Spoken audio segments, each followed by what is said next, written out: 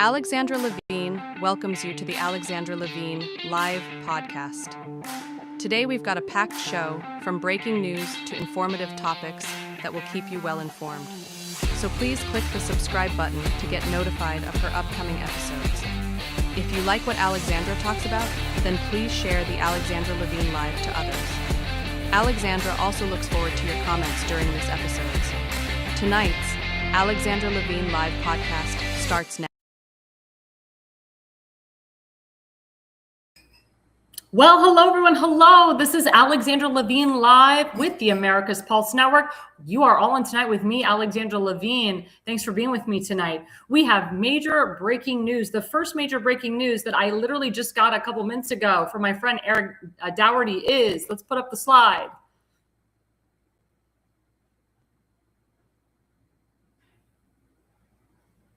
So breaking news, the California Republican Party just filed an emergency application with the Supreme Court to overturn and nullify Gavin Newsom's 2026 Democrat House gerrymander before the midterms. The new map adds as many as 5+ blue seats. Strike it down, SCOTUS. Well, we hope that the Supreme Court does this. As you know, Gavin Newsom did this illegally, and everybody was up in arms that the Republicans wanted to go back to the original 2020 census. So Gavin Newsom was like, well, two can play that game, and I'm going to re-gerrymander my state, which he's gerrymandered since he's been the governor and before then. So hopefully the SCOTUS will overturn. Hopefully Gavin Newsom will lose again because he is a big loser. And hopefully Gavin Newsom will just go off into the night, or what we say, into the abyss, and we never have to hear him or see him again. Second breaking news. Let's put up the second slide.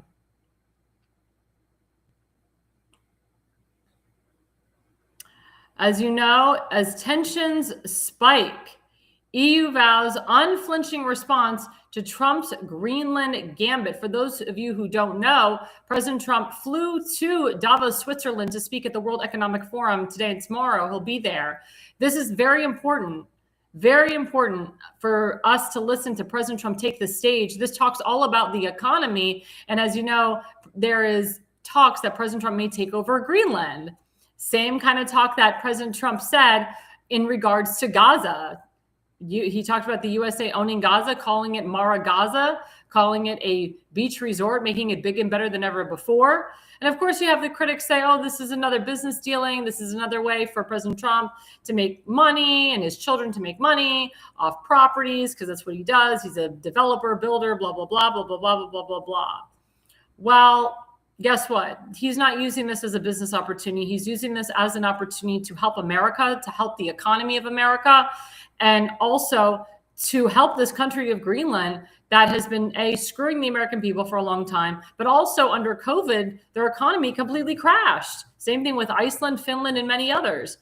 And as you know, the World Economic Forum, they are big socialists. They're big Marxists. President Trump is a capitalist. He's bringing capitalist people to the World Economic Forum with him, and he knows what to do here. This is his realm. This is his arena. So I trust the system, as everyone who's listening should trust and beyond. Trust what the president is doing. Trust what the president's going to say or what he has said. And let's just see how this will fly. But I'm very optimistic about President Trump being at the World Economic Forum, being in Davos, Switzerland. This is historic, guys. This is very historic. And in another breaking news, as you know, I do a lot and deal a lot with Maryland and Maryland politics. Well, this was predictable. Former Governor Larry Hogan decided not to run for governor this time.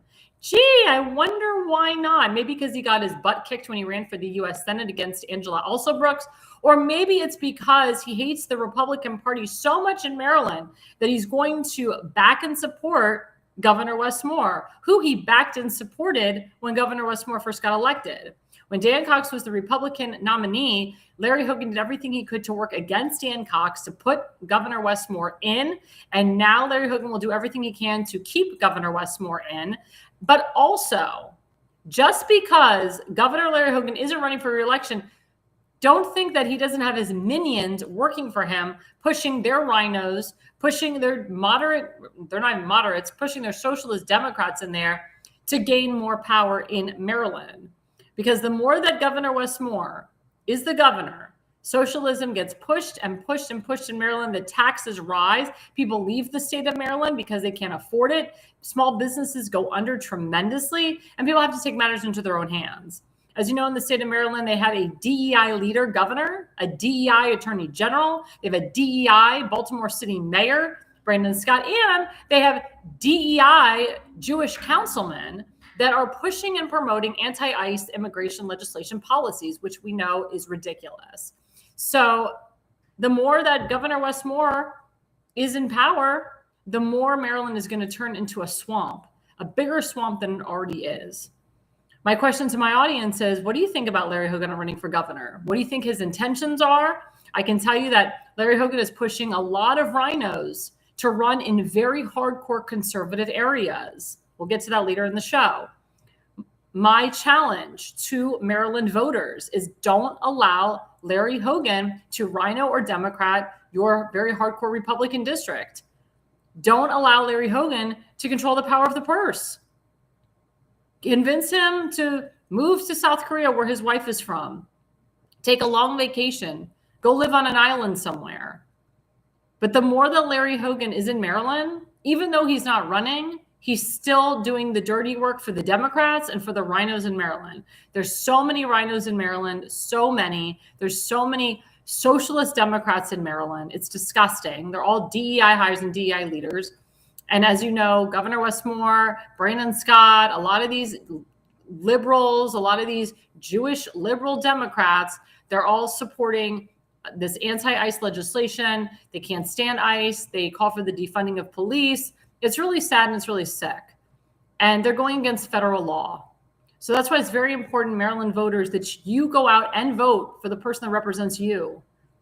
You don't always have to vote Democrat every time.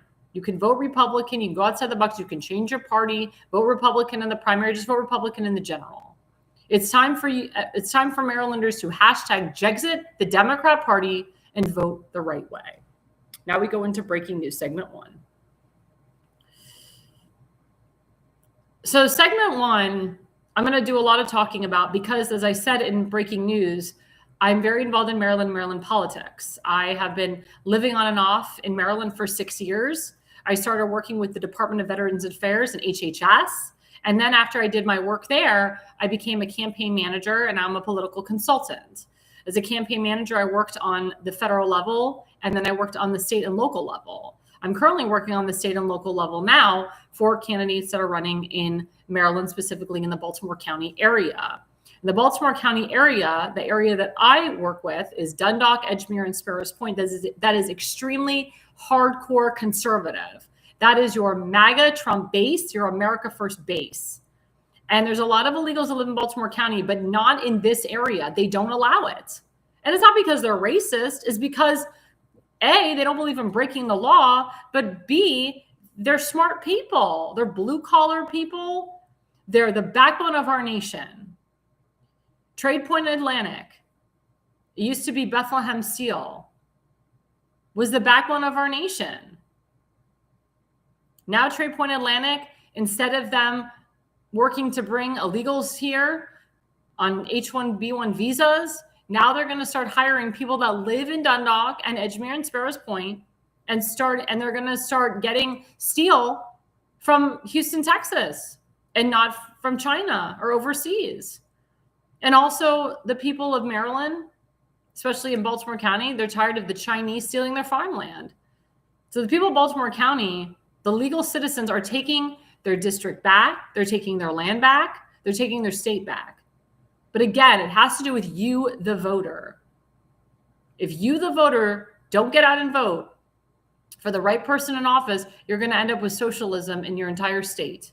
You already have a socialist governor. You already have a socialist mayor of Baltimore City, and you have a socialist attorney general, and there's a lot of other socialists that are in Baltimore County. But I know the people of Baltimore County, you're not stupid. I believe in you guys. I believe in what you stand for. I believe you're all good people, and I believe you want to do the right thing and vote the right person in. And of course, we have issues with illegal voting in the state of Maryland. In the state of Maryland, you are not required to show your photo ID to vote. So there's a lot of illegals that live in Maryland that vote. A lot of 17-year-olds that vote. A lot of dead people that vote. A lot of people that vote in one precinct and turn around and vote in another 5 minutes from each other, 10 minutes from each other. That's why it's very important that we push to codify President Trump's executive order to get rid of mail-in ballots, to have photo ID in all 50 states, paper ballots all the way, and get rid of the damn machines. And that can only happen if the state cooperates or if Congress codifies the executive orders, which they really need to do. I love the fact that President Trump is pushing for an RNC convention before the midterms. Very brilliant. Now, the primary in Maryland is in June. People have until the end of next month, February 24th, if they still want to file for an office, whether it's a state or local position or a federal position. And session in Annapolis has already started. It's from January until April. And we'll see if anything gets passed on the Republican side. I mean, unfortunately, the Republicans in Annapolis, it's a very small minority. It's a small group of people. They have to work across the aisle. And we're hoping to God that they work enough across the aisle so that they get the bills passed that they need. But it's a shame. It's a shame that the Republicans that are in Annapolis have done nothing to move the needle. They have a Maryland Freedom Caucus. They've done nothing to move the needle. And that's because they have backed and supported Governor Larry Hogan for years, who did everything he could to destroy the Republican Party of Maryland, meaning the Republicans that are in Annapolis. There's too much division in the Republican Party in Maryland. I'm hoping to God that during these midterms, the rhinos will come together with the hardcore Trump people and stop backstabbing each other and support one another. You don't say you're a Trump supporter and then you go vote Democrat or support the Democrat. We all know you're hypocrites, and I've called you out many times. And also, I encourage the constituents to take a look at people's campaign finance reports. See who's giving them money. See the pattern. See why one person gave this person money and the other didn't. It's very important, guys, to get educated on who your candidates are and who is giving them funds. Now, my good friend and colleague, Tim Fazenbaker, who is an elected official in the Baltimore County Republican Central Committee, is running for the new Baltimore County Councilman District 9 seat, which is extremely hardcore Republican, hardcore MAGA, and America First. It is Tim's base. It's Dundalk, Edgemere, Sparrows Point, and a sliver of Rosedale. And Tim had a killer-ass event last Saturday with Newsmax syndicated talk show host Rob Carson, who's on Newsmax Monday through Friday, 12 to 3. He has his apartment in Alexandria, Virginia, where he broadcasts from, and he does his own social media. And a lot of people came to the event because of Rob Carson, and they came from places all over Maryland and outside of the state. The whole place was packed with over hundreds of people. The whole parking lot was packed to the point where people had to park on the street or the next street over because there was such an overflow. There was not enough tables for everybody to sit. So there was a lot of people that had what they call the standing room section. And they had children there and people of all different ages. And they had multiple different people of different backgrounds. And some people even spoke of their stories. But to backtrack a little bit, the incumbent, his name is Todd Crandall. And Tim and I actually knew this was coming, but we couldn't say anything. So thank you to the Baltimore Sun for confirming it for us. The incumbent, Todd Crandall, is deciding, and we'll put up the slide, not to run for re-election for his seat. Let's put up the slide. There we go. Baltimore County Councilman Todd Crandall says he will not seek re-election, citing personal challenges, a desire for recovery and reflection on more than a decade, representing Dundalk and Southeast Baltimore County. Now, for those of you who don't remember, I had, oh my God, I just blanked on the word. I had not interviewed it. Why am I blanking on the word? Exposed it. There we go. I exposed it and I talked about it when the Baltimore banner came out and showed not only the country, but the whole nation, Todd Crandall's struggle with alcoholism and with drugs. Todd Crandall has been at a drug/alcoholic rehab center for over a year. Didn't tell anybody. There were suspicions. He was hardly at the council meetings. He was hardly in session, and being a county councilman is a full-time job, it's not part-time. And people were asking about him. There was a point in time where he had tripped and I think broke his shoulder, and he was actually inebriated, stumbling and bumbling and tripping over his shoe. Then we find out later that his soon-to-be ex-wife filed a restraining order against him because he was physically and mentally abusing her, and he was physically and mentally abusing her child, who she had with a previous marriage. And I actually know her ex-husband because he's a supporter of Tim. And his wife actually cheated on her ex-husband with Todd Crandall. And Todd Crandall's been living in her house, which was her ex-husband's house, raising her ex-husband's daughter. I heard that Todd Crandall is not living in the house anymore. I think he is living with his parents. But we do wish him the best. I'm glad that he got help.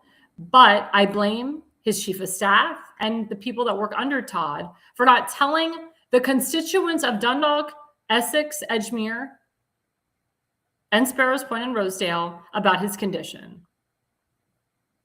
And now Todd Crandall wants to finally do legislation or put legislation through that he didn't want to do. But now, because he's on his way out the door, he'll finally put something in to help his constituents. He calls himself a conservative. He's not. He's a rhino. He claims that he supports Donald Trump. That's a lie. He hates Donald Trump.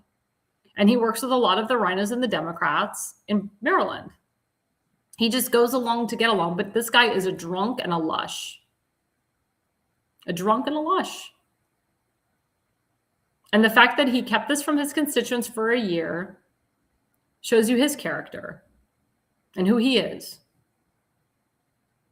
And I can tell you, a lot of people said they would call his office. He would never get back to them, and the people that worked for him would never get back to his constituents.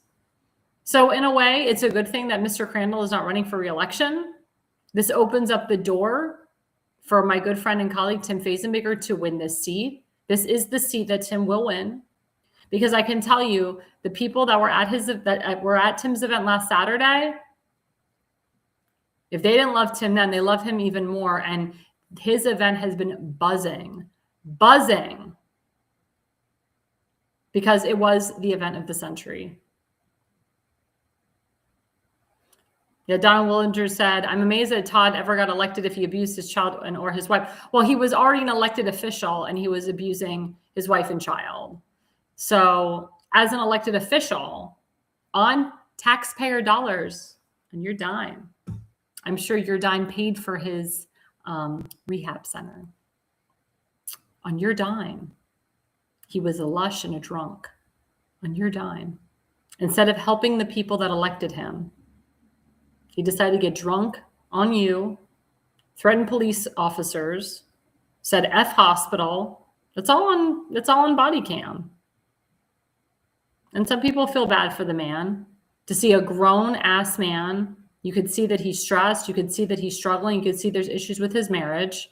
I mean, his wife's a known whore. His wife has slept with a lot of different men. She's a whore. I would say that to her face, too. I met her. She's not a very nice lady. She has a whore mouth, and she's a whore. I feel bad for their child. I really do. I feel very bad for their child. But Todd wrote at the end of the article that he endorses and supports Tim's opponent, who I will not mention. And that says it all. You do not want Todd Crandall endorsing or supporting you, especially after his friends, his colleagues, other constituents have told him to resign because he's a lush and needs to take care of himself. So anyone that supports Todd Crandall, anyone that was endorsed by Todd Crandall, they're a boo. They are not to be trusted. They hate Donald Trump. They hate the MAGA movement. And all Tim's opponent is doing is Todd Crandall's dirty work. He's going to be just like Todd, but worse. He's going to work with Democrats. He's going to do backdoor deals with Democrats. We already have this Rhino/Democrat state delegate named Rick Metzger doing backdoor deals with business owners, going around and telling the business owners, you better donate $1,000 to this guy or else. He's had a tendency of threatening people, and he claims he's a pastor, yet he's not a pastor of any church. Doesn't represent a church. He's a mess. His children are like Haman's sons. They talk crap about everybody. They whine and complain. And they lie about their father's health condition. And they act like they're, they act like they're the best people in the world, like they're saints, and they're not. They're sinners. They're all sinners. And the people that work around Todd Crandall are all rhinos and Democrats. So again, anyone that is supported by Todd Crandall or endorsed by Todd Crandall, I'm warning you to stay the hell away from them. Do not vote for them. Do not support them. And I can tell you that Tim's opponent had an event earlier this month that generated only 20 people. Majority of them were his family. He did not bring any outsiders in. The place was not packed. And all he had was elected officials and some of his family that were there to fill in seats. You cannot compare Tim to his opponent. Tim is loyal. Tim is honest. Tim cares about his community, his family, his love of country. He supports the police and veterans. He loves veterans. And he helps the homeless. And he helps people and families that can't afford a Christmas dinner or can't afford to pay their water bill. That's Tim. And Tim reached out to Tammy Nobles, whose daughter was brutally murdered and raped by an illegal criminal alien from El Salvador, and had her speak at his event. And Tim reached out to Lost Voices for Fentanyl, run by April Badcock, because her son died of fentanyl, and had her tell her story and gave her a voice. Tim also reached out to Turning Point USA, the chapter in Towson University. They came and they spoke. My friend Timmer and this lovely lady, I forgot her name. I think her name was Sarah. I forgot her name. Was there, and they spoke about Charlie Kirk and Turning Point and the wonderful things they're doing, but how it's been a struggle at Towson University campus because they're conservatives. How Towson University tried to vote in a BDS resolution. It's crazy.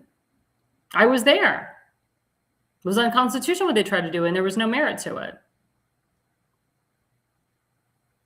But I'm going to show you a couple, or my producer is going to show you a couple slides from the event, Tim's event, which was in Dundalk at the Bayside Grill and Bar, and how packed it was. So that picture right there is Tim with Tammy Nobles. That's the mother of Kayla Hamilton, who was brutally murdered and raped in her home by an illegal criminal from El Salvador. You can thank Johnny Oshevsky for that. And you can thank Itzi Patoka for that too. Next image, please. So that's Tim. Next image. So that picture is great. So you have Tim on the end with a new Black woman. She's running for, I think, Baltimore or PG County. I don't know, not executive, county council. She's a Black Republican, beautiful woman, very smart. Next to her is John Myrick. He is one of the Republican candidates for governor. Brenda Cham is his lieutenant governor pick.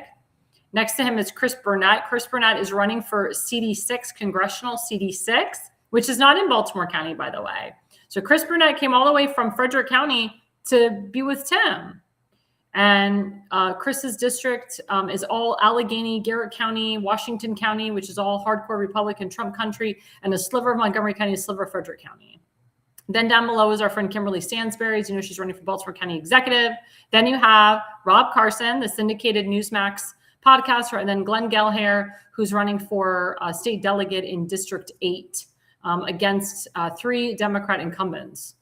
And Glenn, he's run for multiple times for state delegate, and the people hope that he makes it this time. He's won the primary, but they hope that he makes it to the general.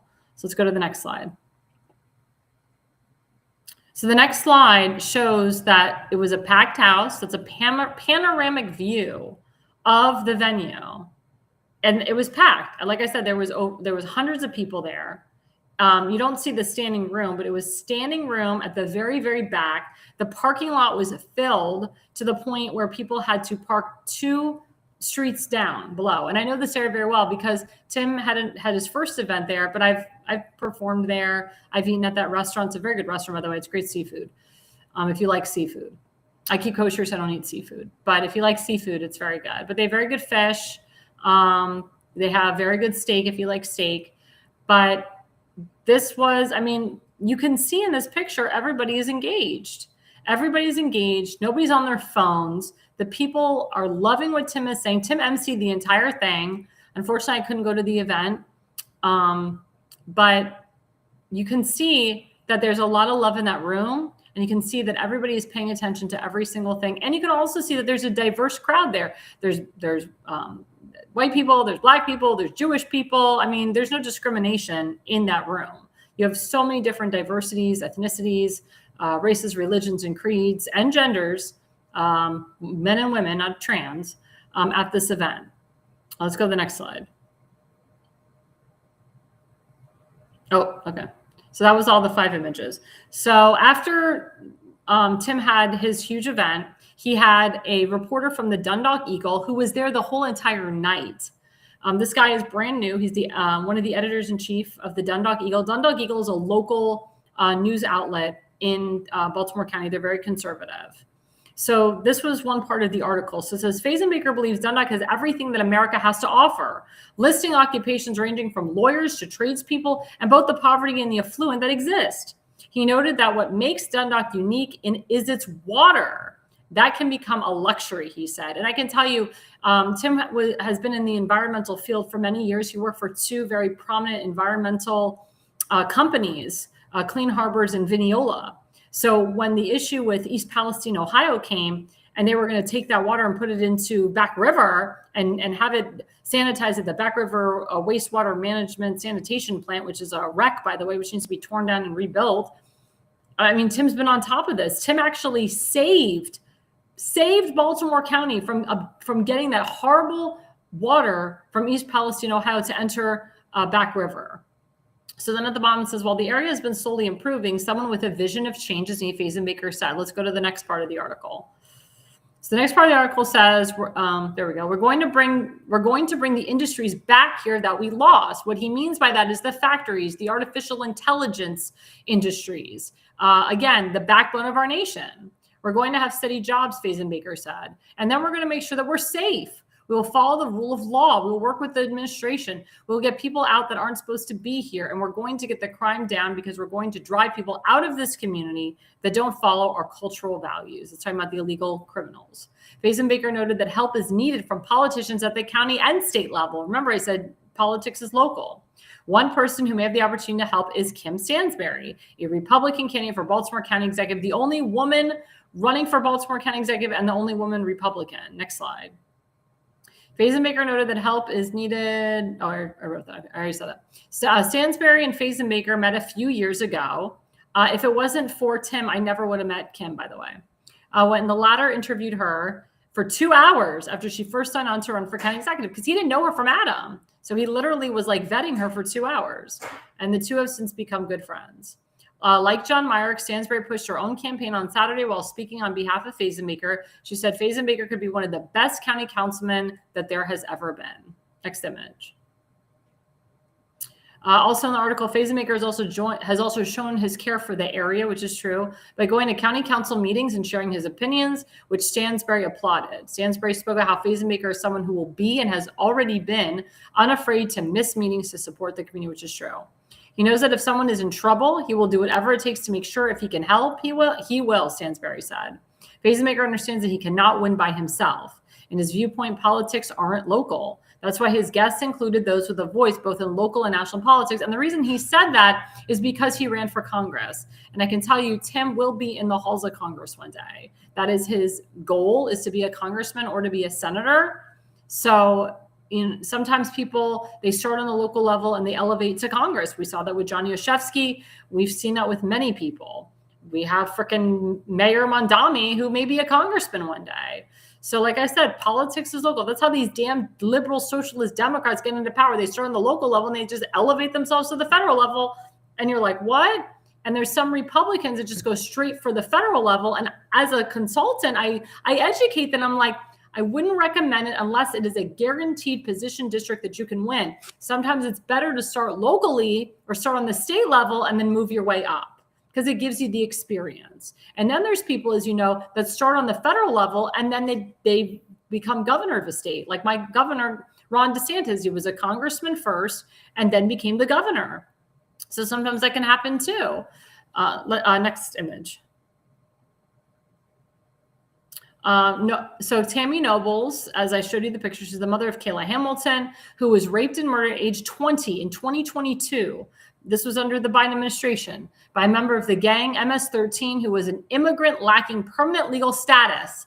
Fazenmaker has gotten to know Nobles very well. The two have been leading voices in opposition to Baltimore County Councilman Itzi Patoka, who's a Jewish Democrat. His bills regarding immigration. Itzi Patoka is also running for Baltimore County Executive as a Democrat. Nobles said she never liked politics and never thought she would get into it, but wants to make sure what happened to her daughter doesn't happen to anyone else. The Kayla Hamilton Act was passed by the House of Representatives in December. We're still waiting for it to go to the Senate and be passed and for President Trump to put it into law. Next slide. April Babcock is the founder of Lost Voices of Fentanyl. She also works with our good friend Ann Funder. Ann Funder's son also died of a fentanyl overdose. April Babcock is a resident of Dundalk whose son died 7 years ago from fentanyl. Babcock said that social media is a drug dealer on standby and that there's a poison epidemic in America. I agree with her. A couple of years ago, Babcock met Fazenmaker and educated him about drugs. Fazenmaker asked her why people should care for those who die from drugs, and so Babcock enlightened Fazenmaker. That talk started a friendship with Fazenmaker that has ultimately grown notable enough to have her speak at his campaign event. And she spoke at his first campaign event, and Tim went to DC for one of her events. And I can't remember if that's the last image or not. Oh, I think this is the last one. Both Nobles and Babcock tackle issues in America that, while not local to Dundalk, Fazenmaker believes are strongly important and that the community must be educated on. Because what happens in your home, as you notice, is happening on the national level too. And we've heard, about Kate Steinle and Jocelyn and Rachel Morin and all these people, and Lincoln Riley, all these people that died from an illegal criminal. These are real stories, guys. That's why any politician elected or running for office that supports anti-ICE legislation and puts illegal criminals over legal citizens should never be in positions of power or higher power or should be reelected. That's just common sense. Everybody should be fighting against that. That's one of the reasons why President Trump won in 2024, because a lot of Democrats, a lot of Hispanics, legal Hispanics, were tired of seeing these illegal criminals get away with everything. Enough is enough. Like we say, have you #had enough? It's disgusting. So we have to fight. We have to fight to get the right people in office. We have to fight for our right to exist. But look at all the wonderful things that Tim has done in so many years that he's lived in Dundalk and beyond. And let me tell you something, he doesn't do these things for votes. He does this because he gives a damn about the people. I know, because I work with him. I've worked with him for many years. I've campaigned with him. I've seen him just go into a room and sit table to table and not say a word. All he does is listen to the people. And he doesn't go to and say, hey, I'm Tim Fazenmaker running for Congress or running for office. He doesn't promote himself like that. He doesn't want to. You should never start, if you're running for office, you should never start a conversation like that. Or if you're going to synagogue, you should go from the beginning of the service to the end. I know so many damn politicians or people running for office, they go at the end of the service like they did something bold. BS. If you really care, you would be there from the beginning of the service to the end. And you don't act like you're running for office and you don't throw your palm cards out on Shabbos, which is against the Jewish religion, actually. It's considered work. An Orthodox Jew is not going to take your palm card on Shabbat. And you shouldn't be going to church on Sundays and pushing palm cards and promoting yourself. That's not what it's all about. You should be humble when you run, and you should be talking and focusing on policies. Now, this election could get very ugly. We don't know what the rhino that's running against him is going to do. He's not going to do anything because he's a wuss. He's just a puppet for the rhinos and the Democrats. But I wouldn't be surprised if the rhino establishment throws, a zinger or throws a hook at Tim. And we're prepared. We've been prepared for years. We're prepared for anything. But I can tell you that the rhinos and Democrats in Maryland have lied about Tim for many years, have lied about good people for many years. And everything that they have said has been proven wrong. And there's many Democrats in Baltimore County that are backing Tim, that want him in, that they know the rhino establishment is doing everything they can to hurt him. And also, what the Republican establishment is doing is if Tim does win the primary, they're going to push for everyone to vote for the Democrat. That's not going to happen. First of all, the stats are not high enough for a Democrat to win in Tim's district. Everybody knows that Tim's going to win. Everybody knows it. Like I said, even people who weren't sure about Tim in the beginning are sure now. A lot of moderate Democrats are supporting Tim. A lot of Democrats are switching parties to vote for Tim in the primary. And we will be watching heavily if there is any election fraud. Because I know the people that work at the Baltimore County elections. I know your names. I know who you support, your bias against Tim's opponent. I've already reached out to the head of the State Board of Elections in Annapolis and the head of the Board of Elections in Baltimore County. You are on notice. If you do anything to rig the election against Tim or any good conservative person in Baltimore County, there will be repercussions and you will be held accountable. I know a lot of election law attorneys, especially people that work for the Republican National Law Association, including my brother-in-law, who's not going to put up with it.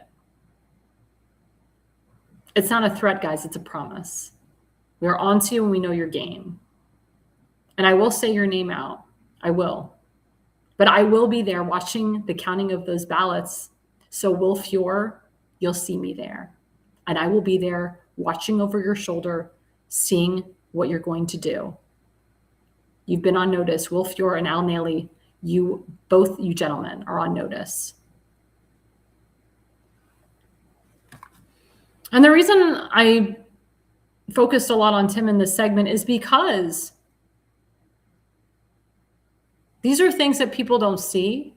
These are things that people don't know about Tim. But it's not just Tim. It's the fact that this is a hardcore MAGA district. And it's a no-brainer that it should go to the hardcore America First MAGA guy. So I'm putting everyone on warning. If, God forbid, the rhino wins, you all know that the system was rigged. But we are making sure this time that there will be no rigging and that the right person will get in, because people have hashtag had enough of these Baltimore County councilmen that don't do a damn thing and work against the people. Well, before we go on our break, don't forget my affiliate sponsor, rncstore.com/ALL. That is the Richardson Nutritional Center, rncstore.com/ALL. Get 10% off if you put in ALL. That stands for Alexandra Levine Live. I love these supplements. These are great supplements. I have a lot of friends, unfortunately, that have stage 4 cancer. They've used these supplements. They said it reduced their cancer significantly and also helps with your immune system. As you know, the flu is on the rise, influenza A+B. Everyone I talk to has the flu, or it's a lingering flu, or they have the cough from hell. It's like COVID times 20, they tell me. So take these supplements, feel better, get better, and I'm telling you, you will feel the difference in your body, in your mind. You'll have more energy, and your cancer will be reduced even at the most aggressive cancer. So please, guys, go to rncstore.com/ALL. If you don't put in ALL, you do not get the discount code. You don't get the discount. And of course, the more you spend, the more you get off. So everybody, thank you so much for my friends that are watching and commenting. Again, don't forget to follow us on the America's Pulse Network. We're on Facebook, we're on YouTube, we're on Rumble, we're on TikTok, we're on True Social, we're on Instagram. We're on like 7 to 8 different platforms now. And I appreciate my loyal People are my loyal friends that have been commenting. I know there's a lot of my friends that watch my show. They do not comment. That's fine. But I know that you're watching. Again, we are seen not only nationwide, but worldwide. I have friends in Israel that are watching, friends in Australia, friends all over the place. And I appreciate your support. This network has grown so much. We're reaching our 1-year anniversary in March, but we got a lot more coming. So I want you guys to stay tuned and stay with me. And as we come back from the break, we're going into a really important segment in segment 2. It'll be a short segment because I went a little bit over with the first segment. But please, guys, stay with us. We will be right back.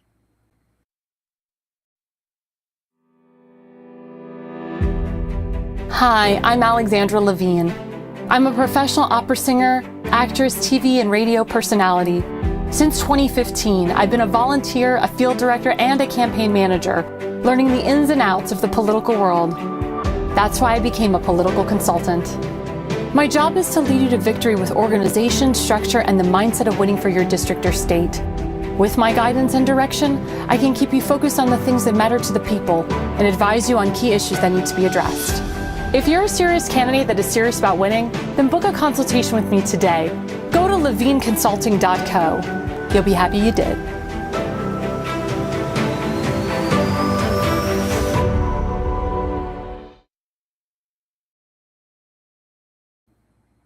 Hey guys, thanks for sticking with us. My name is Alexandra Levine. This is Alexandra Levine Live with the America's Pulse Network. Again, don't forget to like and subscribe. Again, I will remind you guys that we are on like the major social media networks. Just follow America's Pulse Network, and we are on Facebook Live. We're on YouTube. We're on Rumble. We're on True Social, TikTok, Instagram, Parler, like the main ones. So please, guys, like and subscribe. We appreciate everyone that is watching me tonight.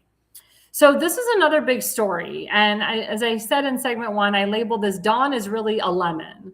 And people call, he calls himself Don Lemon. Such a moron. So let's put up the first slide.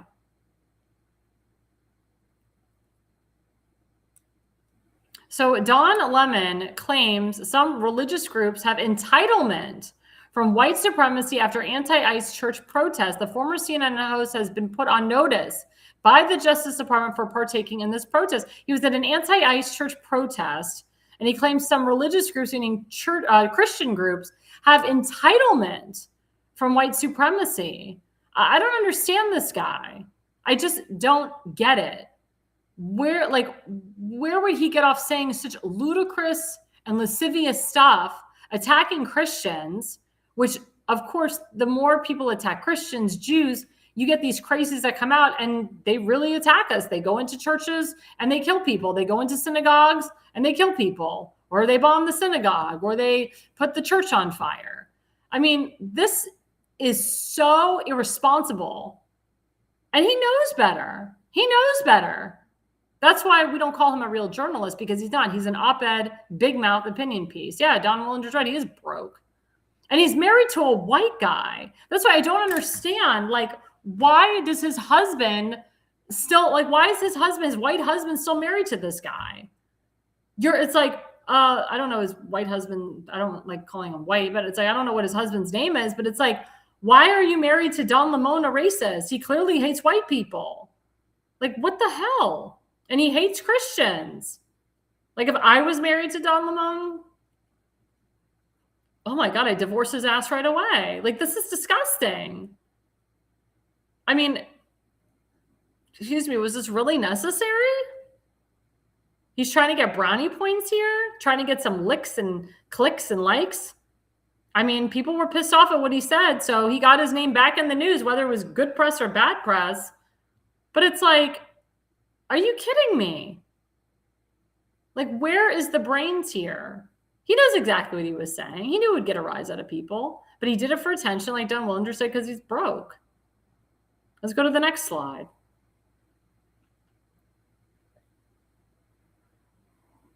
So the next slide, this was written by Fox News. So Don Lemon, an independent journalist, since being fired by CNN in 2023, has been documenting the Minnesota chaos following the fatal ICE shooting of Renee Nicole Good.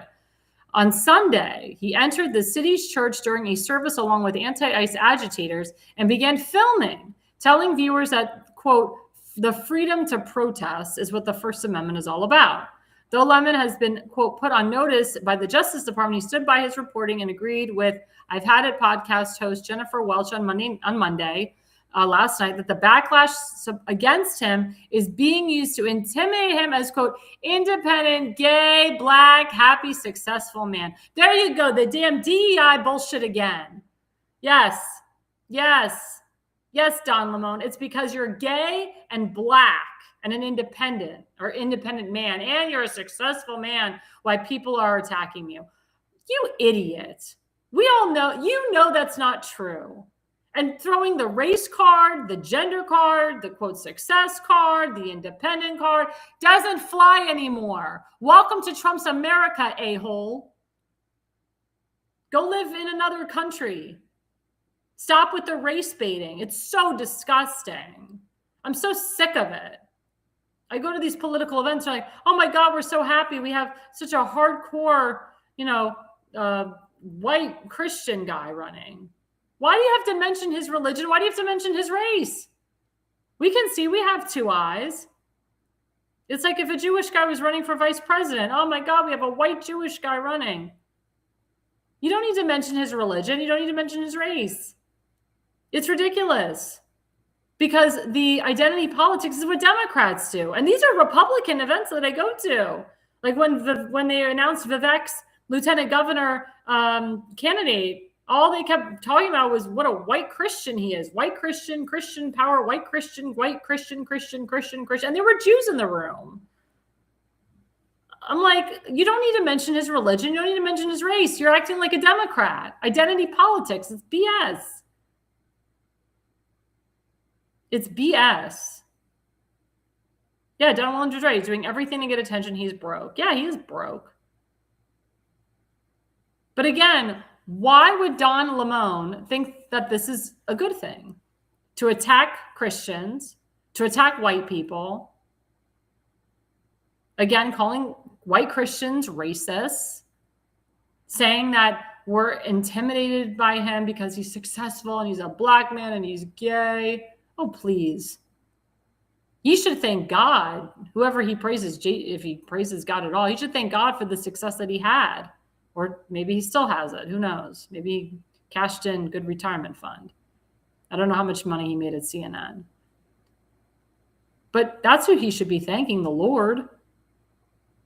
But instead, he attacks the very white people the very people who gave him a voice, who paid a salary, who made sure he had subscribers. I mean, this is just insane. Yeah, Donald Dre doesn't have any success at this time. Well, like I said, he's trying to get his name out there by saying, oh my God, they went after me because I'm gay and I'm black and I'm independent, I'm successful. My God, all these white supremacists. Or not white supremacists. Yeah, white supremacists, KKK people, they're after me. Then why'd you marry a white guy? Oh, because he's gay. And that's why you married him, because he's gay and liberal just like you.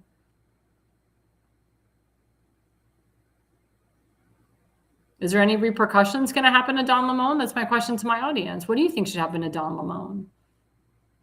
Do you think there should be any repercussions, any accountability? I'm glad that the Justice Department is looking into this, but they can't just throw this under the rug because it's going to piss the people off. And his argument will be, oh, the Justice Department, they put me in jail because I'm gay and I'm black and I'm successful. Well, if you go to jail, you're not successful. The Justice Department under Pam Bondi doesn't care that you're black and gay, that you worked at CNN. You broke the law, mofo. You put your pants on the same way that any regular man does.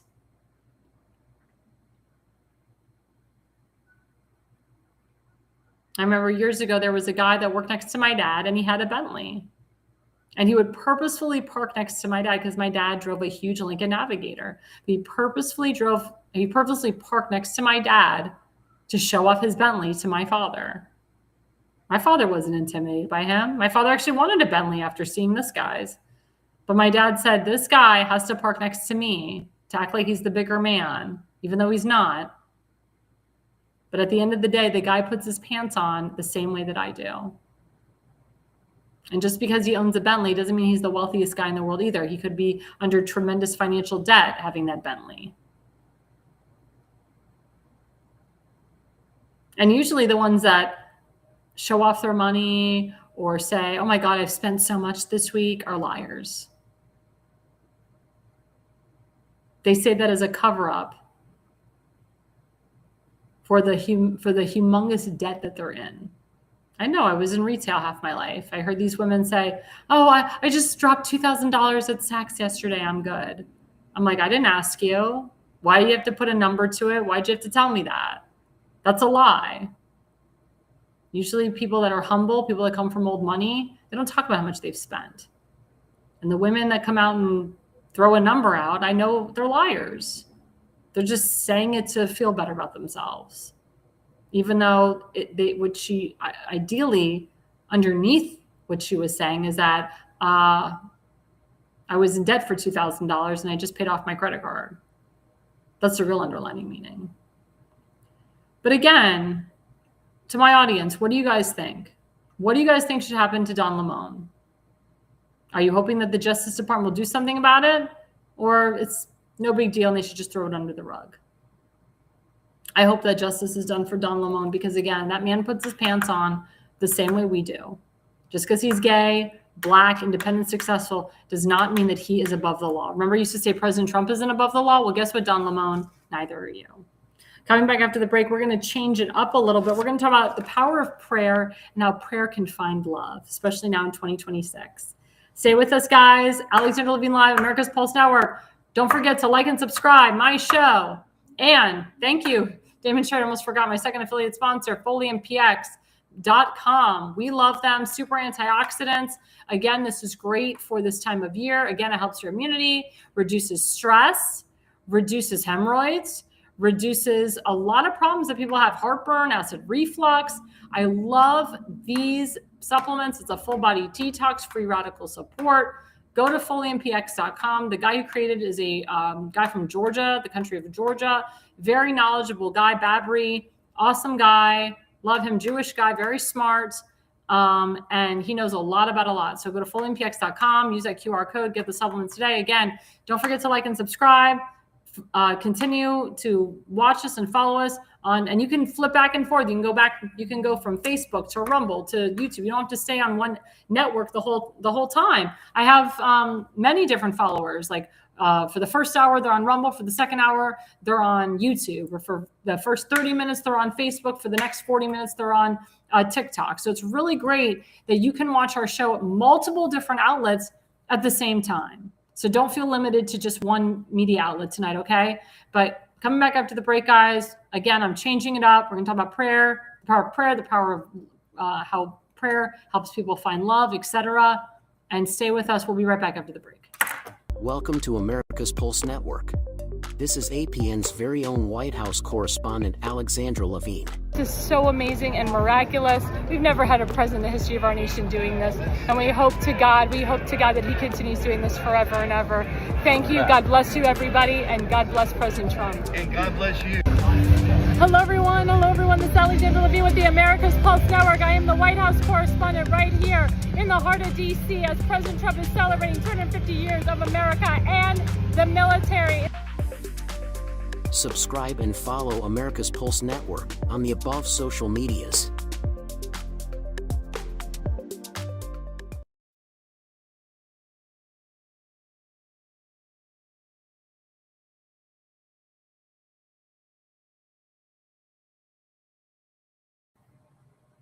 There I am. Well, hello, guys. Again, this is me, Alexandra Levine, Alexandra Levine Live. We are all in tonight with me, Alexandra Levine, on the America's Pulse Network. So segment 3 is, I try to change it up a little bit. The topic is how your background can find you love. So we have, in Judaism, we have many holidays. We have a holiday for everything, pretty much. We have a blessing for everything.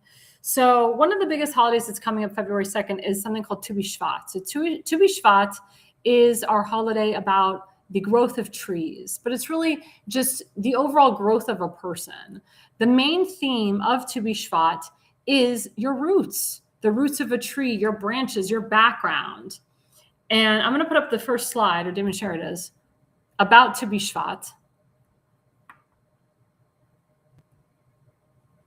And I'll read it to you guys. So why we celebrate the New Year of the Trees. That's what Tu B'Shvat is. It's the New Year of the Trees. Is man a tree of the field?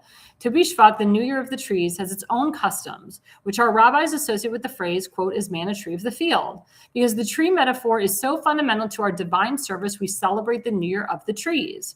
A tree may be divided into three parts: the roots, which is number one, the trunk, the branches and leaves, and the fruit. Though the roots of a tree are not visible, they serve two vital functions. They support the tree, enabling it to withstand strong winds, and they deliver most of its nourishment. The trunk, branches, and leaves constitute the bulk of the tree's body, reflect its growth, and make the trees attractive to the onlooker. But they are not its ultimate purpose. It is the fruit that benefits others and contains the seeds which bear the species' promise for prosperity. I mean, did any of you guys know that? I just learned something new. But I'm learning more and more because I'm getting very involved with religious Jewish women and religious Jewish men of Chabads and different Orthodox synagogues. And they have, their different interpretations of the holidays. And this woman that I'm working with, she's phenomenal. Religious Jewish woman, she's great, from Israel. And she's really given me an insight about Tu B'Shvat and what it's about. And she's like, we have to focus on the roots. And I met with her a couple of times. The first time I met her, I had a 2-hour conversation with her, and she was asking me all about my background. So I told her, where I'm from. And then she's like, no, I want to know your roots, your family history, your genealogy, your pedigree. So, for those of you who know this, and if you don't, I'll remind you. So a lot of my family escaped the Spanish Inquisition in 1492. And then after that, they went to Morocco, they went to Egypt. They went to Belarus, which is a part of Russia. And I have a lot of relatives from Belarus. I'm 3rd generation Belarusian. And in that Belarusian family was born a man named Moshe Shartak. So Shartak was the Russian last name was Shartak. And a lot of my relatives, they didn't speak Russian, they spoke Yiddish. But the Shartaks ended up moving to Israel. And this was before Israel became a state. And one of my relatives, his name is Moshe Shartak. He became Sharet because a lot of, a lot of Israeli prime ministers, they were not born in Israel. They had, Russian names, or they had other different names, and then they became prime ministers, and then they obtained like a Hebrew name or a Hebrew last name. So Shartak became Sharet, Moshe Sharet. So Moshe Sharet, and you can look him up, was the 2nd prime minister of Israel and the 1st foreign minister of Israel under David Ben-Gurion. He wasn't a prime minister for very long. He did very well as the foreign minister, though. But he was there from the beginning when Israel became a state in May of 1948. He was the first signatory of the Declaration of Independence between Israel and the United States with former President Harry Truman. That's how far back my family goes. And my family goes back even farther. But that's my main root. So when people ask me, what's your connection to Israel? That's one of the main connections, is that I'm related to a prime minister of Israel. The second connection is on my mother's side. Moshe Sachar was the first mayor of Tiberias.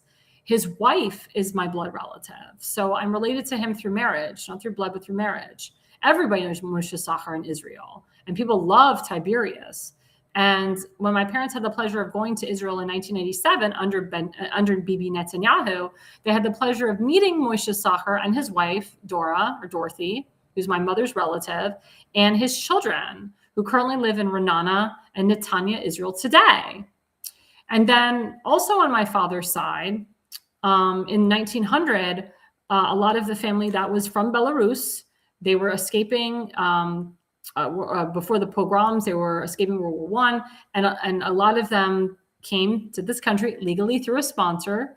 They came to Ellis Island, and my great-grandmother Ethel, who I'm named after, my Hebrew name is A.L.L, she was one of 7 children, and the family was split. It was 7 children. So half the family, 4 4 out of the 3 siblings ended up going to Ellis Island to New York. The other 3 ended up in Brazil in an area called Porto Alegre, which is outside of São Paulo.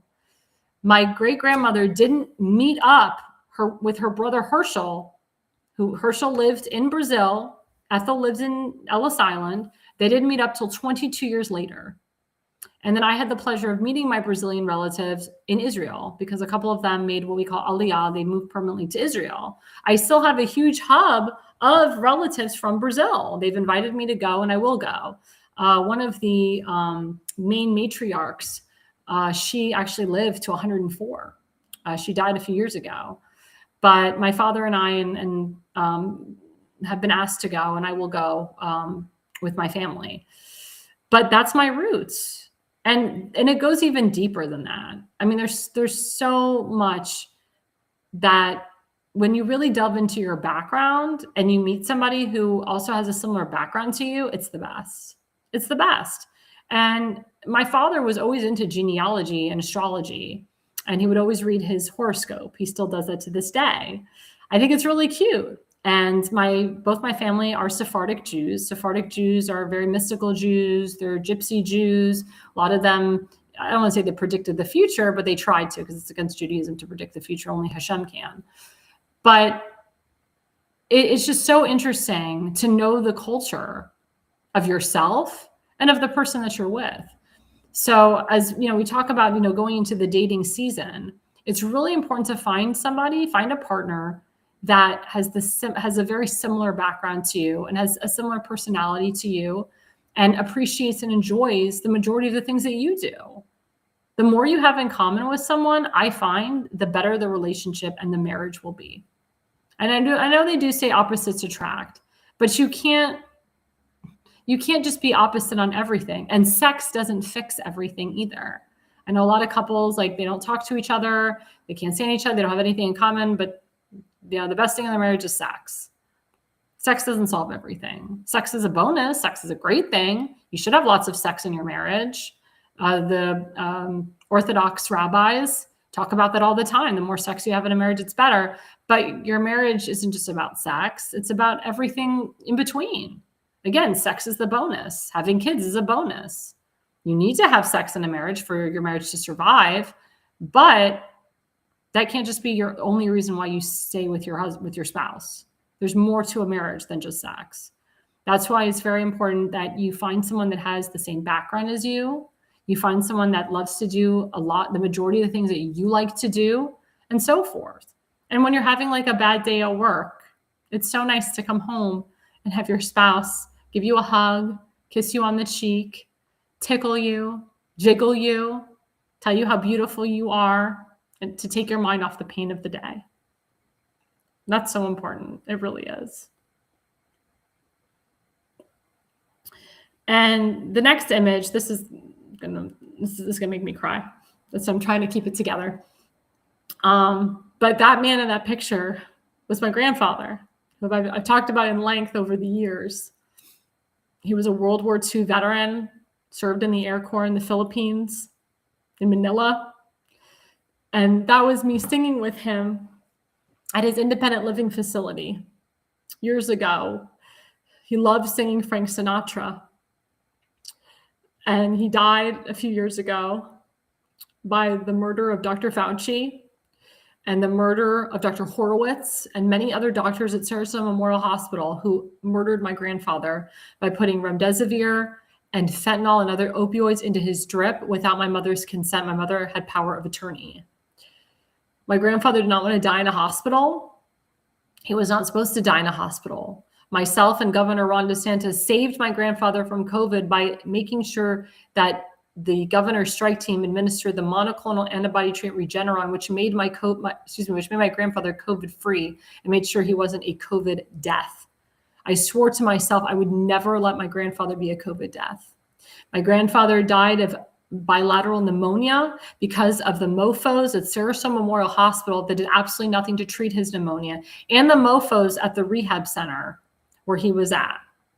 They did not give him an antibiotic right away. They gave him an antibiotic 2 weeks. 2 weeks into him already having pneumonia, they gave him amoxicillin, which was not strong enough. My mother demanded a stronger antibiotic. She demanded that they give him ivermectin, hydroxychloroquine, and they refused. And I talked to other doctors. They had told my mom to pull him out of the hospital, Church Memorial Hospital, take him to Tampa, take him somewhere else. But my mother was afraid. My mother was afraid if she took him out, he would die at another hospital. Looking back on it now, she wished that she would have listened to the other doctors.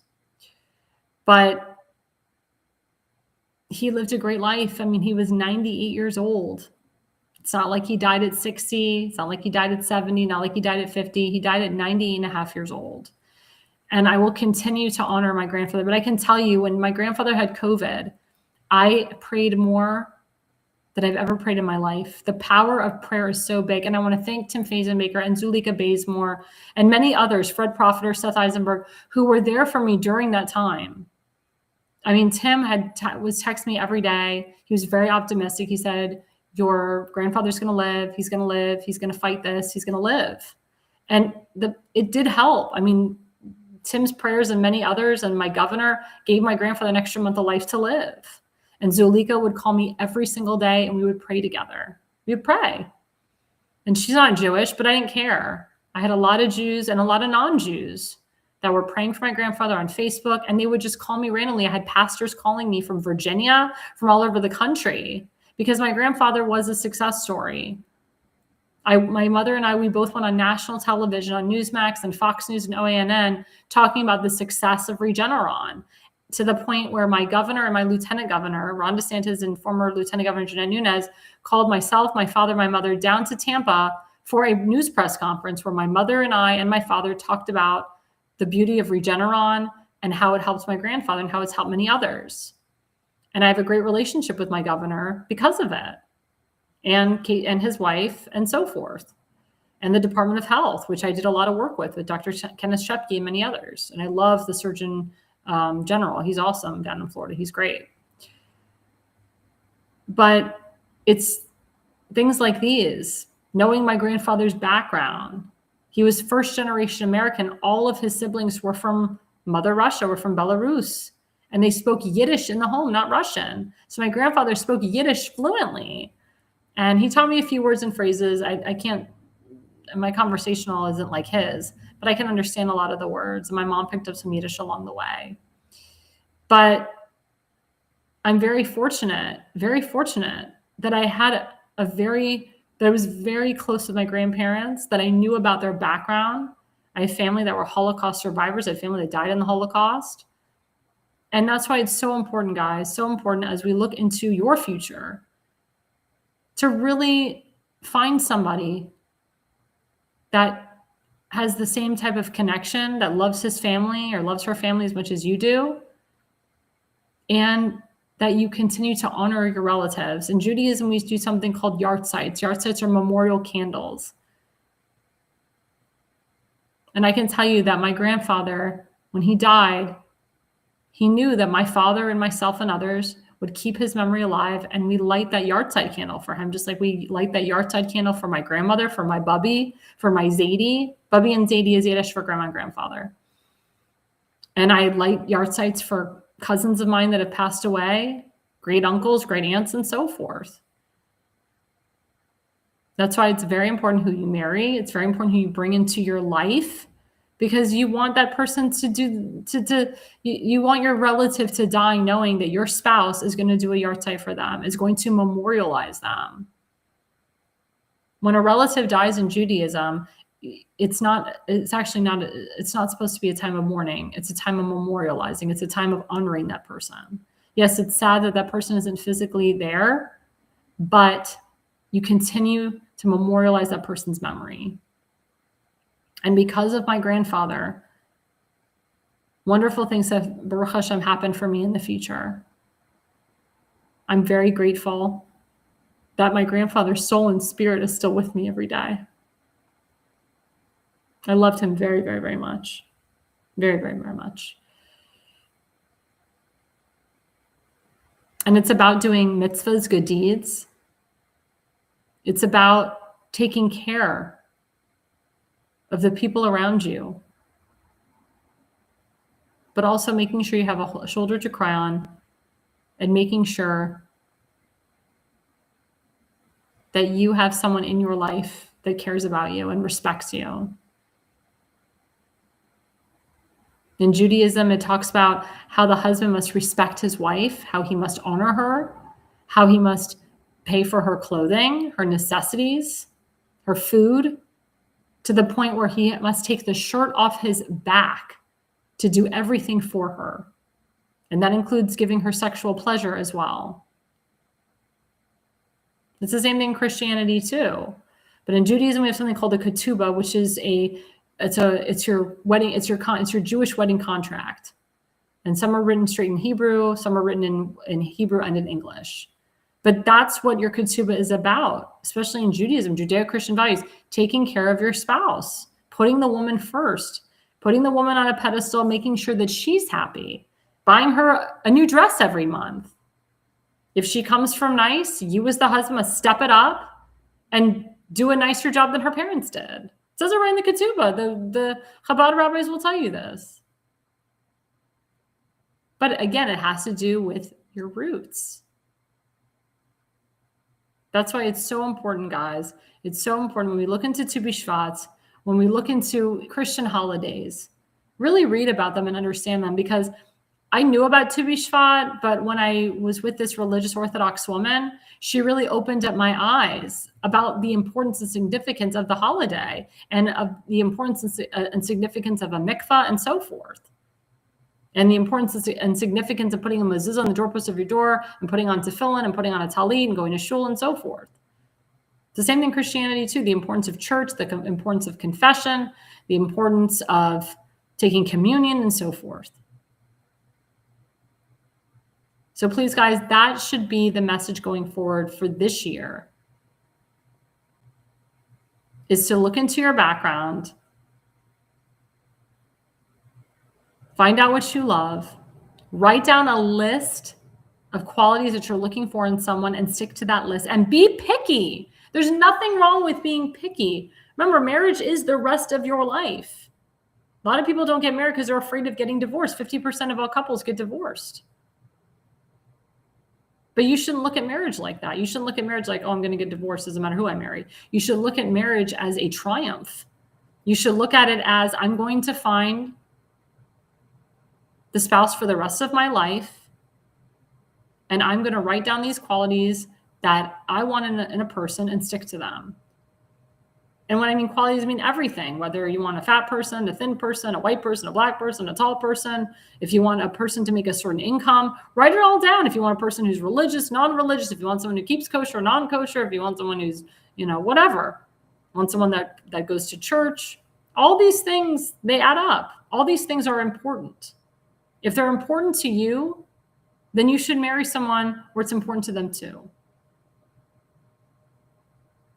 I think I told you I had a friend who was observant, and she was trying to make her boyfriend more observant.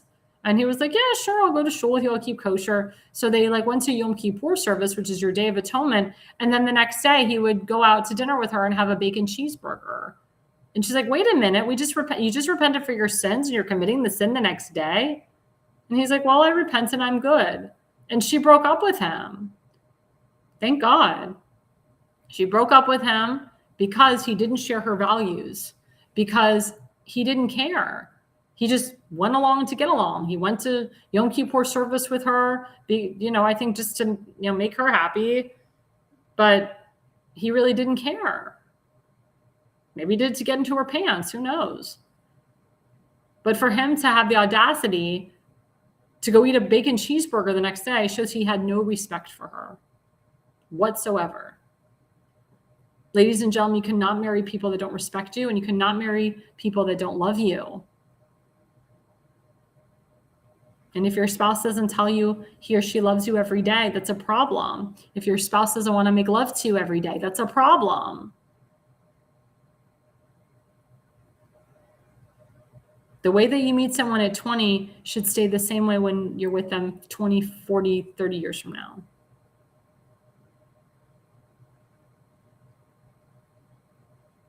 I have a lot of friends whose sex life has improved over the years, and it's made their marriages last a lot longer than they expected. My parents have been married for almost 50 years because they have a phenomenal relationship and great chemistry. That never has died and never will. When they don't have the chemistry, it ruins their entire day. When you don't have sex with your spouse, it ruins your day, I'm telling you. It's not good to fight and argue with your spouse every day. It's not good to scream and curse at your spouse, because sometimes you can say things and you can say you're sorry, but sometimes it's so biting, you'll regret it for the rest of your life. Your spouse is not your parent. You can yell and scream and curse at your parent, they'll forgive you no matter what. But if you yell and scream and curse at a spouse, sometimes they're not that forgiving. So be careful with that. If you feel like you're going to have an emotional breakdown, go to another room, go into your car, go into the bathroom, take a moment for yourself before you lash out. And listen. The best advice for a marriage is listening and communication. My parents are phenomenal communicators. That's why they've been married for so long, because they listen to each other. They support one another. They back each other.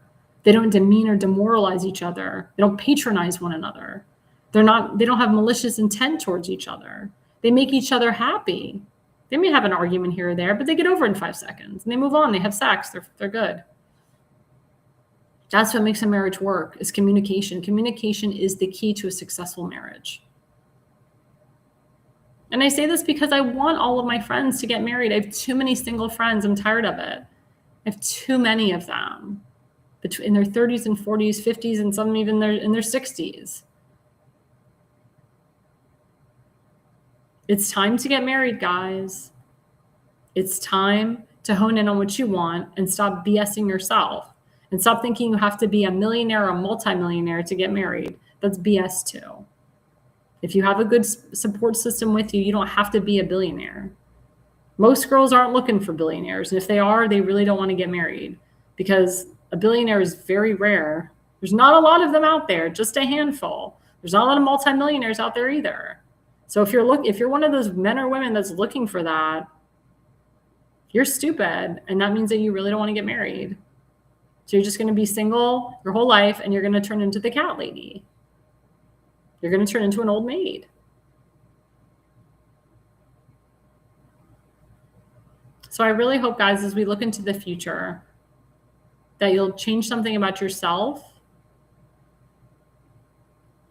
Yeah, you'll go look for the right person, because I know in your heart you know who the right person is. You get out of your house, you meet people, stop with the dating apps. I'm very against dating apps and speed dating. You don't have to pay hundreds and thousands of dollars to these stupid matchmakers. You can go to a Jewish matchmaker if you want, or a Christian matchmaker, but don't go to some agency, because they will charge you a fortune and you won't find anybody. But you need to get out of your house. You need to get out of your house to find love, and go to events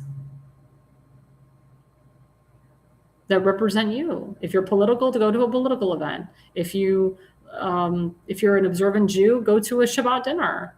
You will find someone there. Go to synagogue, go to church. You will find someone there. Mark my words, you will. It will happen for you. But if you don't go, you'll never know. So that's my advice to all of you guys. So before we get going, because I know I've run a little over tonight, don't forget my colleague, Tim Fazenmaker, running for Baltimore County Council, District 9. I know we talked a lot about him in segment 1, but he still needs money, and we're going to give it to him. So let's put up the QR code for Tim.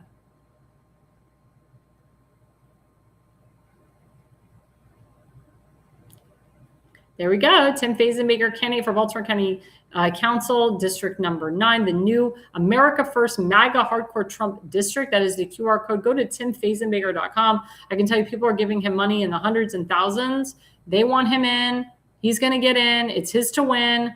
And you want to give it to an America First guy. You do not have to live in his state, his district, his county to donate. I'm a Florida resident. I donate to Tim all the time, even before I work for him.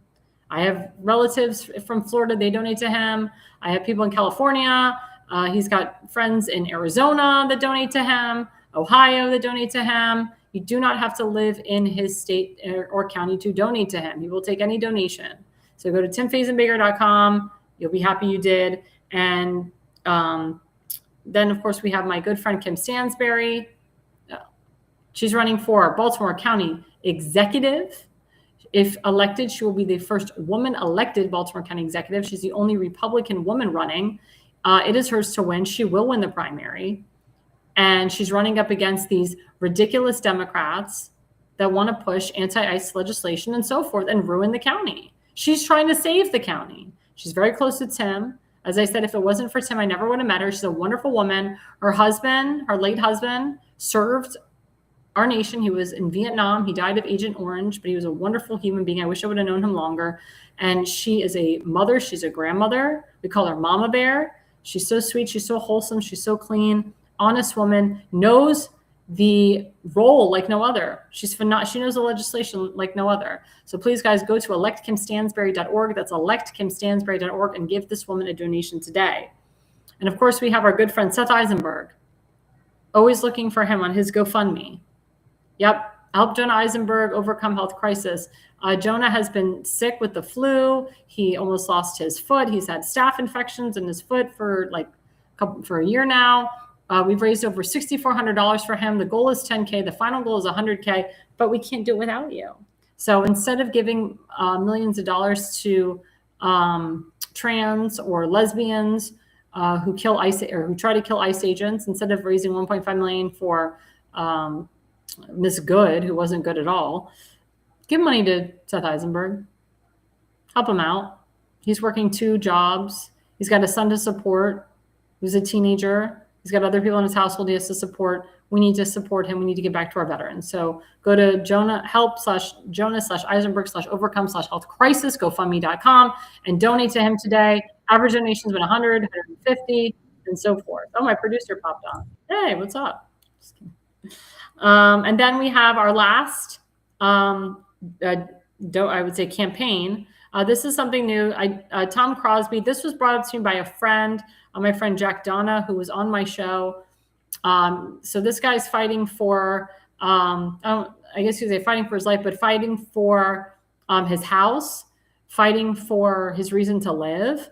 I mean, the legal defense team under Joe Biden came after him for, defending, for wanting honest elections. So this is a great campaign. Tom Crosby Legal Defense Fund. This money goes to paying for his legal team. He had to get legal team because if not, they would have put his butt in jail for many years. Again, this is a givesendgo.com/GBAEU.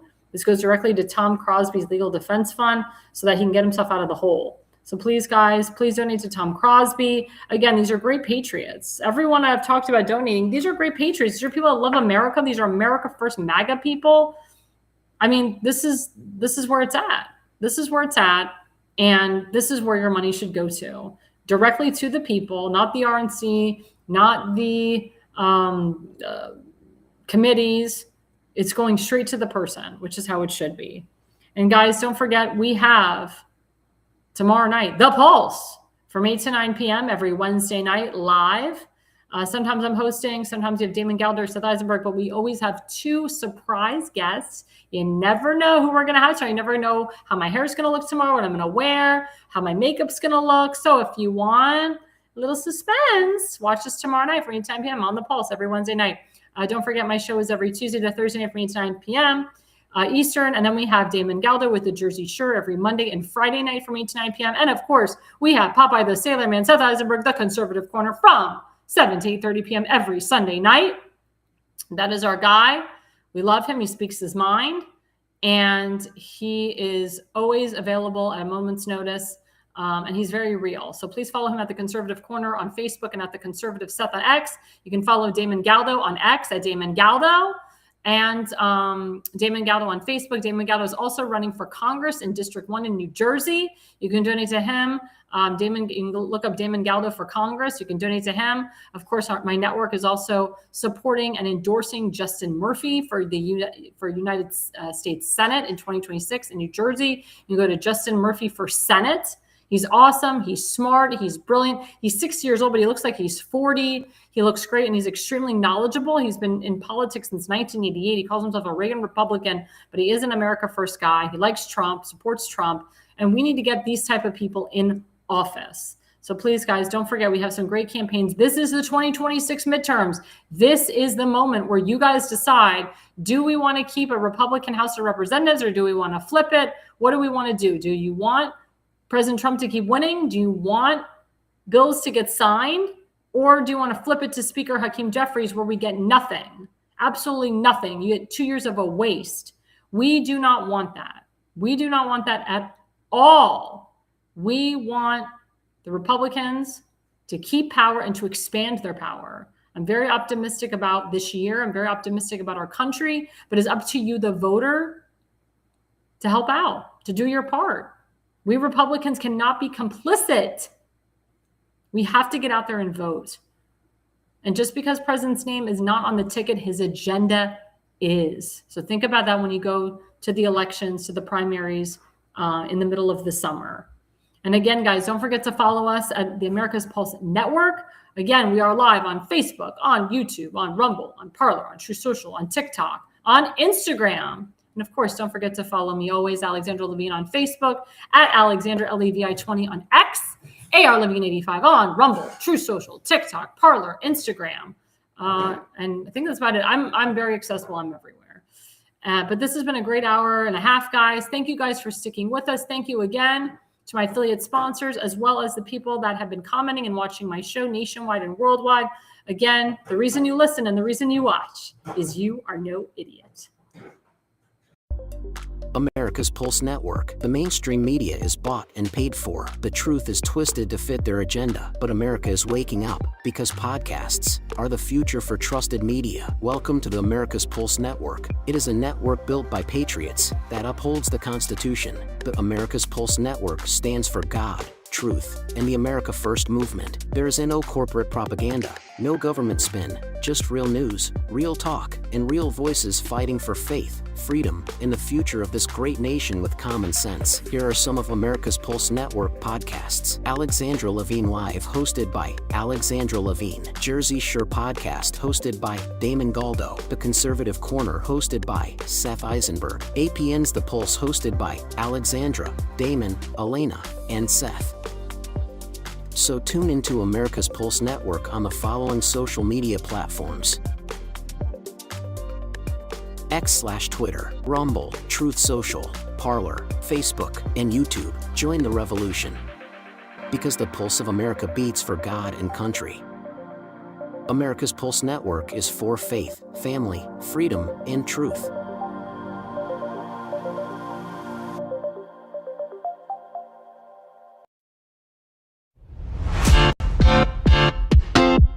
Thank you for watching this episode of Alexandra Levine Live.